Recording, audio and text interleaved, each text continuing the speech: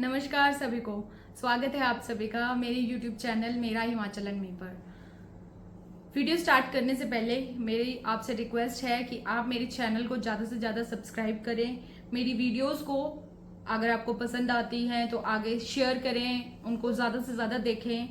देखिए, वीडियो बनाने के लिए मेहनत लगती है और मैं बहुत ज़्यादा मेहनत कर रही हूँ। बस एक छोटी सी रिक्वेस्ट थी कि आप प्लीज़ मेरी वीडियोस को देखें और मेरे चैनल को सब्सक्राइब करें।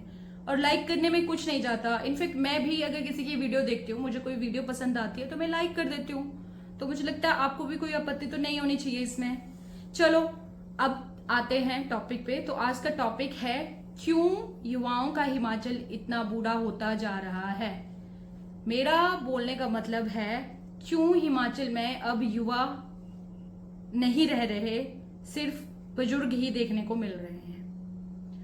इसके कुछ एक कारण हैं। क्या ये हमारी मजबूरी है या इसके क्या कारण हैं, आइए समझते हैं। पहला कारण है हिमाचल में युवाओं का पलायन। पलायन मतलब माइग्रेशन। हिमाचल के लोग कुछ एक बेसिक जरूरतें हैं जैसे कि शिक्षा, नौकरी और बेहतर जिंदगी जीने के लिए माइग्रेट हो रहे हैं। उनका पलायन हो रहा है शहरों में। लोग बड़े बड़े शहर जो कि नियर बाई शहर हैं जैसे कि Chandigarh, Delhi, Mumbai, Bangalore, in fact foreign countries में भी जा रहे हैं। क्यों?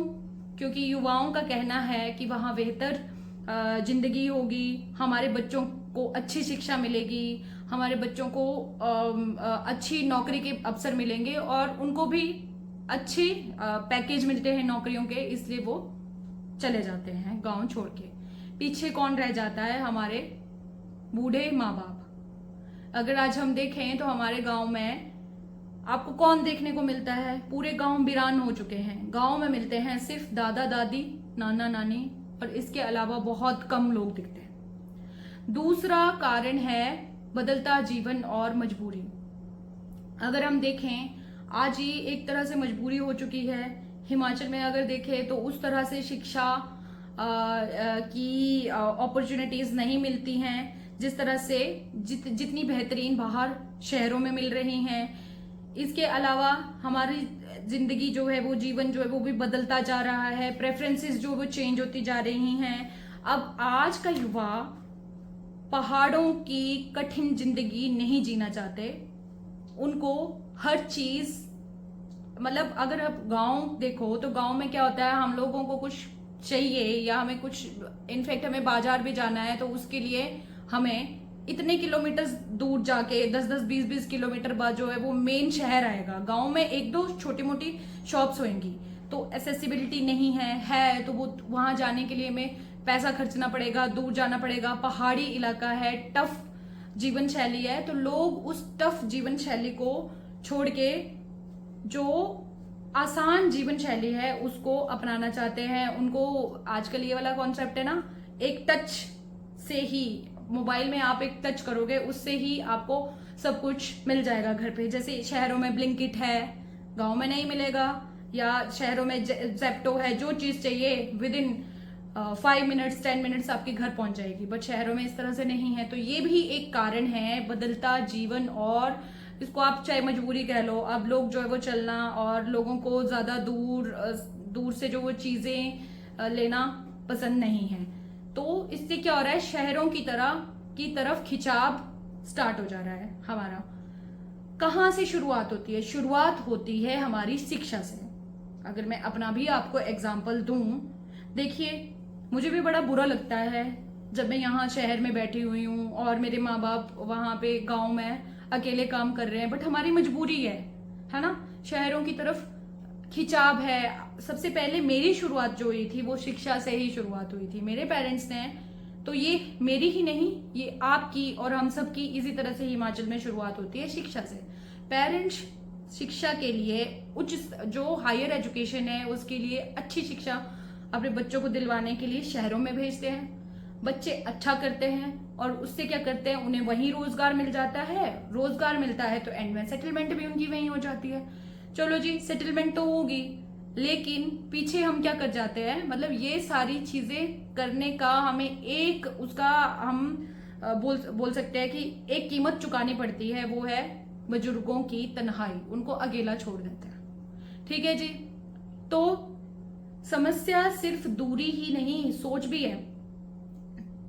एक और रीजन इसका ये है कि हम दूर तो हो रहे हैं, ठीक है, और ये मैंने आपको सारे कारण बता दिए कि शहरों की तरफ खिंचाव है, बेहतर हमें जीवन चाहिए, शिक्षा चाहिए, सारी चीजें, नौकरी बहुत अच्छी चाहिए, बट एक सोच भी इसमें एक मायना रखती है। जो बुजुर्ग हमारे, हम जो पीछे छोड़ के आ रहे हैं अपने में, कुछ एक जगह अपने गांव में, कुछ एक जगहों में या कुछ एक घरों में बुजुर्गों को बोझ माना जाता है, या फिर हम जैसे युवा लोग अपने पेरेंट्स को ऐसा सोचते हैं कि अगर हम उनको शहरों में ले आएंगे तो वो एडजस्ट नहीं कर पाएंगे। हो सकता है हमारे पेरेंट्स आना चाह रहे हो यहाँ पे, पर हमारी इस तरह से सोच होती है, या कई बार बुजुर्गों की भी इस तरह से सोच होती है कि अरे हमारा यहाँ पे खुला डुला है सब कुछ, बहुत मतलब इतना खुला है चलने फिरने के लिए, पहाड़ों में तो वैसे ही बहुत खुला होता है, शहरों में तो एक कमरे में या 2 कमरे में या 3 कमरों में आप बंद हो, बाहर की खुली हवा नहीं मिलेगी, तो बुजुर्ग भी एडजस्टमेंट नहीं कर पाते।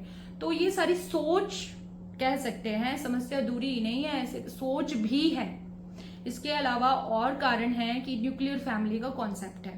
पहले ज्वाइंट फैमिलीज का कॉन्सेप्ट हुआ करता था, अगर एक बच्चा बाहर शहर में चला भी गया कुछ मतलब आमदनी के लिए और बेहतर रोजगार के लिए, तो दूसरा या तीसरा बच्चा जो है अपने पेरेंट्स के साथ रह रहा होता था, तो उस तरह से वो एडजस्टमेंट हो जाती थी। बट आज के जमाने में न्यूक्लियर फैमिली, और आगे हम लोगों की ये भी प्रेफरेंस है कि बच्चा सिर्फ एक हो। अगर अगेन फिर वो बच्चा सिर्फ एक होगा तो अगेन हम लोगों को भी, जो आज हमारे पेरेंट्स इस तरह से झेल रहे हैं ना, एक उस तरह की तन्हाई और वो बहुत अकेलापन, तो हमारे साथ भी वो होने वाला है। तो जैसे मैंने आपको बताया कि प्रेफरेंसेस और ये न्यूक्लियर फैमिली का कॉन्सेप्ट, ये सारा ये भी एक कारण है।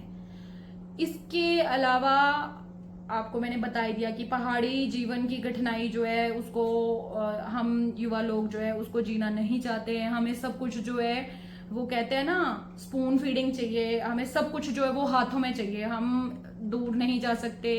और अगर देखा जाए तो एक तरह से ये सही भी है। अगर जैसे हम देखें, कोई अगर प्रेग्नेंट वीमेन है और अगर अस्पताल जो है आपके गांव में नहीं है, आपको 20-25 किलोमीटर इतने दूर जाना है, तो कई बार नुकसान भी हो जाते हैं। तो यही सारी चीजें जो हमें समझना है, और हमें थर्ड वे निकालना है, एक तरीका निकालना है कि किस तरह से हम इस समस्या को सुलझा सकते हैं, क्या क्या हम क्या ऐसी चीजें कर सकते हैं जिससे हम एक बैलेंस बना सकें। ठीक है, तो इसका असर, ये सारी जो चीजें हो रही हैं, इसका असर किस चीज के ऊपर पड़ रहा है? सबसे पहले इन सारी चीजों का असर, जो जैसे कि मैंने बताया, पलायन हो रहा है, माइग्रेशन हो रही है, शहरों में शिफ्ट हो रहे हैं, वहीं पे ही बस जा रहे हैं, सबसे ज्यादा इम्पैक्ट पड़ रहा है हमारी सोसाइटी के ऊपर। सोसाइटी के ऊपर क्या इम्पैक्ट पड़ रहा है? जो सोसाइटी में हम सब लोग रह रहे हैं, चाहे वो बुजुर्ग हों चाहे वो युवा हों, हम अपनी संस्कृति परंपरा, देखो गांव हो गए खाली, है ना, अगर गांव खाली है वहां पे गांव में लोग ही नहीं रह रहे, ठीक है, और जैसे बूढ़े माँ बाप रह रहे हैं, बुजुर्ग ही रह रहे हैं, ठीक है, बच्चे भी नहीं जा रहे हैं उनसे मिलने के लिए, कोई कनेक्शन ही नहीं है, तो उनको पता ही नहीं चलेगा कि उनकी परंपरा क्या है, कल्चर क्या था, किस तरह के लोग गीत थे, किस तरह से ट्रेडिशनल प्रैक्टिसेस थी। तो समाज के ऊपर बहुत इंपॉर्टेंट इम्पैक्ट पड़ रहा है। इसके अलावा और क्या बढ़ रहा है? बुजुर्गों की स्थिति मतलब बुजुर्गों की मानसिक स्थिति के ऊपर बहुत इम्पैक्ट पड़ रहा है। देखो, दोनों ही, मेंटल और फिजिकल हेल्थ के ऊपर बहुत इम्पैक्ट पड़ रहा है। अब मैं बताती हूँ कैसे। मेंटली जो है वो बुजुर्ग जो है वो बहुत अकेलापन फील कर रहे हैं, उनको ऐसा लगता है कि उनके पास, जब ना सुख या दुख का टाइम होता है, बोलते हैं सुख जो है वो बांटने से बढ़ता है, दुख जो है वो बांटने से कम होता है। दोनों ही टाइम में अगर आपके पास कोई नहीं होगा तो आप अकेला ही फील करोगे ना। तो ये एक चीज है। अब मैं आपको इसको एक एग्जांपल देके आपको समझाती हूँ। उत्तराखंड एक ऐसा राज्य है जिसमें आंकड़ों के मुताबिक 1200 से अधिक गांव ऐसे हैं जो बिल्कुल खाली हो गए हैं, बिल्कुल बंजर हो गए हैं। गांव में क्या रह गया है? जो वहां के गांव हैं उनको गोस्ट विलेजेस बोलते हैं, घोस्ट विलेजेस, भूतिया गांव। वहां पे सिर्फ आपको दिखेंगे टूटे फूटे घर, वहां पे बड़े बड़े ताले, घरों में घास और एक भी इंसान आपको वहां पे नहीं दिखेगा। इसके अलावा उत्तराखंड में 5,000 से, आंकड़ों के मुताबिक 5,000 से ज्यादा ऐसे गांव हैं जहां पे सिर्फ और सिर्फ 10 या 10 से कम लोग रहते हैं, और वो भी बुजुर्ग। तो इससे क्या आप चाहते हो, क्या हम चाहते हैं कि हिमाचल भी उसी राह में जाए?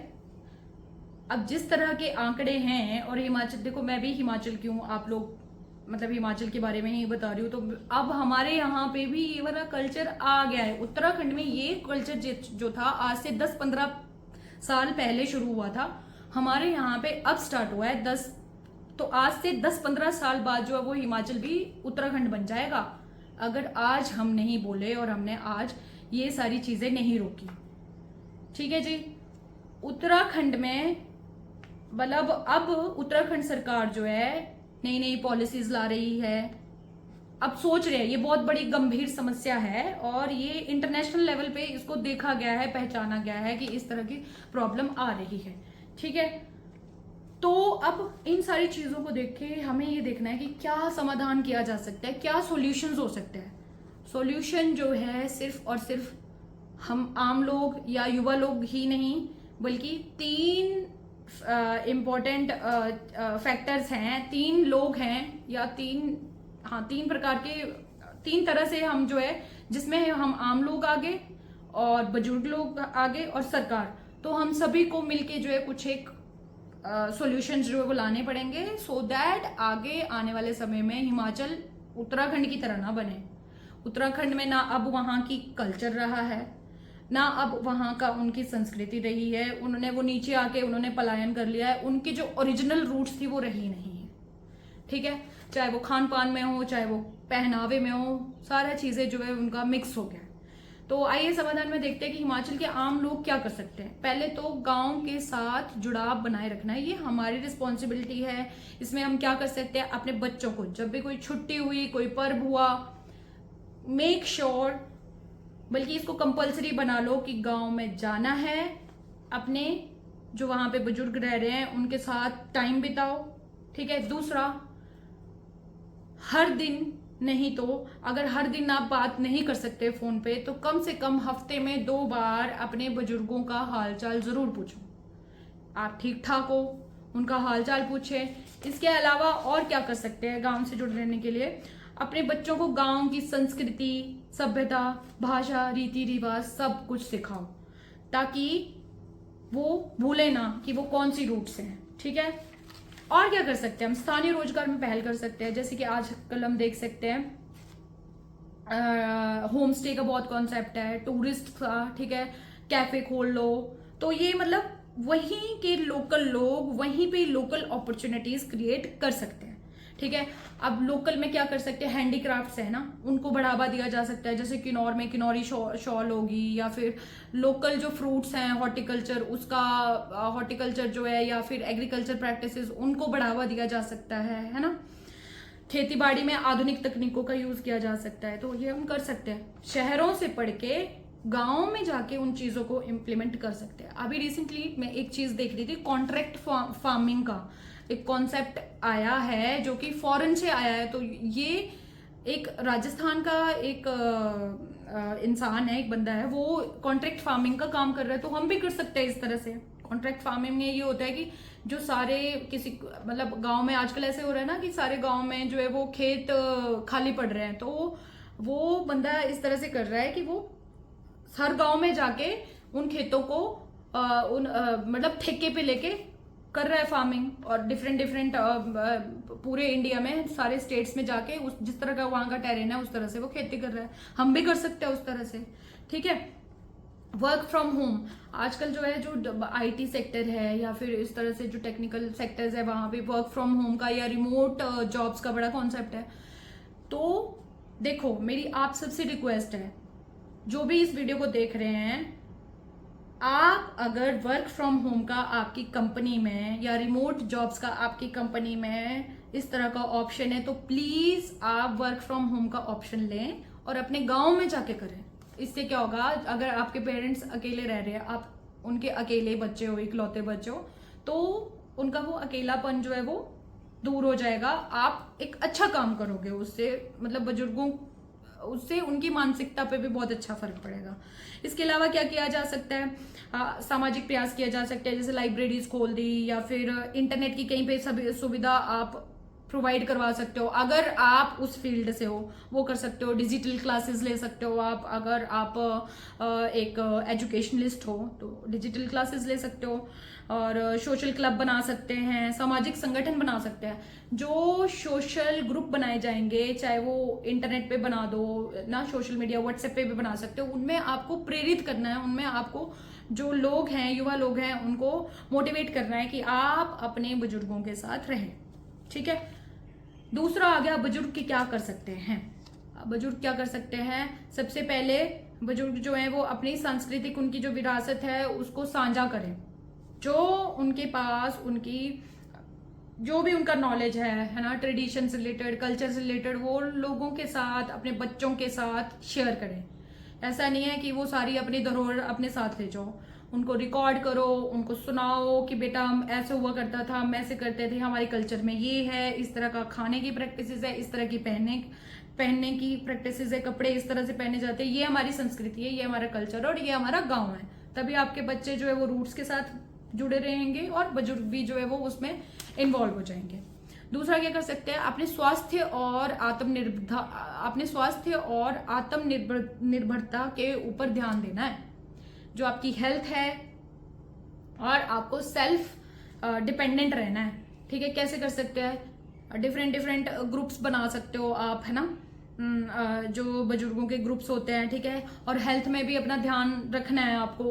अगर कहीं पे आपको किस तरह से बुजुर्ग हेल्थ में ध्यान रख सकते हैं, योगा कर लो आप, है ना, किचन गार्डनिंग कर लो। आपको ना उस तरह से मानसिक तनाव जो है वो में नहीं रहना है कि अकेलेपन में, बाई चांस अगर बुजुर्ग लोग जो वो घर पे रह भी रहे हैं तो उनको उस तरह से अपनी मानसिकता नहीं करनी डेवलप। आपको अपने आप को बिजी रखना है। योगा करो, जैसे मैंने बोला किचन गार्डन, या आपके किचन गार्डन हिमाचल में तो हर एक घर में खेत होते हैं, तो खेती करो और स्वस्थ रहो। इसके अलावा और क्या कर सकते हो, आप अपने अनुभवों से जो है वो युवा पीढ़ी को कर सकते हो, प्रेरित कर सकते हो, उनको मोटिवेट कर सकते हो। ज्यादा से ज्यादा अपने बच्चों के साथ बात करो और गांव की जरूरतें हैं, जो भी चीजें हैं, अपने बच्चों से शेयर करो। ठीक है। इसके अलावा जो है वो सरकार क्या कर सकती है, सरकार जो है पहले गांव में बेसिक्स जो चीजें हैं उसके ऊपर काम करें, जैसे कि स्कूल है या इंफ्रास्ट्रक्चर है ना, स्वास्थ्य सुविधाएं जो है उनके ऊपर जो है वो सुधार किया जाए। ट्रांसपोर्ट जैसी जरूरतें भी इंक्रीज की जाए। बहुत से लोग, जैसे मैंने बोला कि हिमाचल में रह रहे हैं बुजुर्ग लोग भी, तो उनकी मतलब जो टफ टाइम है या फिर उस जिस टाइम उनको जरूरत हो तो उनको सारी सुविधाएं जो है वो मिल सके।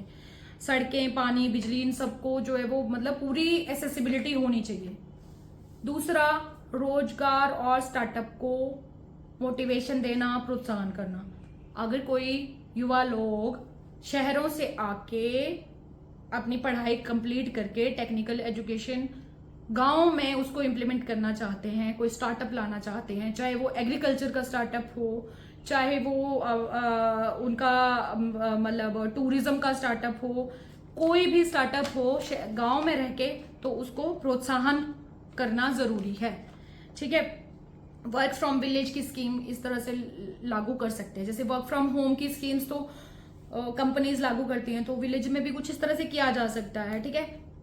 रिवर्स माइग्रेशन जो है, देखो अभी माइग्रेशन हो रही है, तो रिवर्स माइग्रेशन को बढ़ावा दो। ज्यादा से ज्यादा जो है एम्प्लॉयमेंट जनरेशन, या फिर ज्यादा से ज्यादा जो युवाओं को गांव से, शहर से गांव लौटने के लिए प्रोत्साहन करना।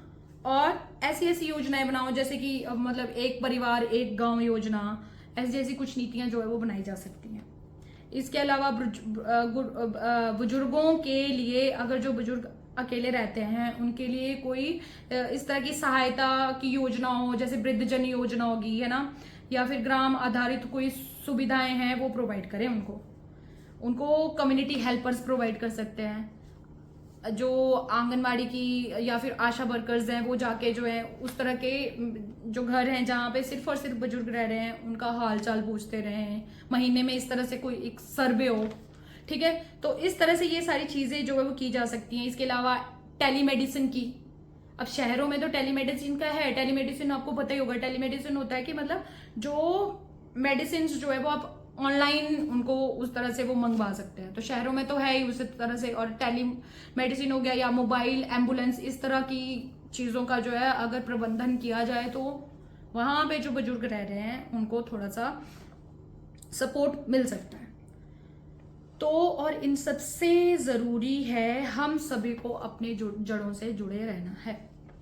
आशा करती हूं आपको मेरी ये वीडियो पसंद आई हो। अगर आपको वीडियो पसंद आई हो तो ज्यादा से ज्यादा इस वीडियो को शेयर करें। और हाँ, एक बात और, अगर आप शहर में रह रहे हो और आपके पेरेंट्स गांव में रह रहे हैं, तब तो इस वीडियो को जरूर शेयर करें और उनको मोटिवेट करें और उनको बताएं कि हम आपके साथ हैं, आप अकेले नहीं हो। जय हिमाचल, जय भारत।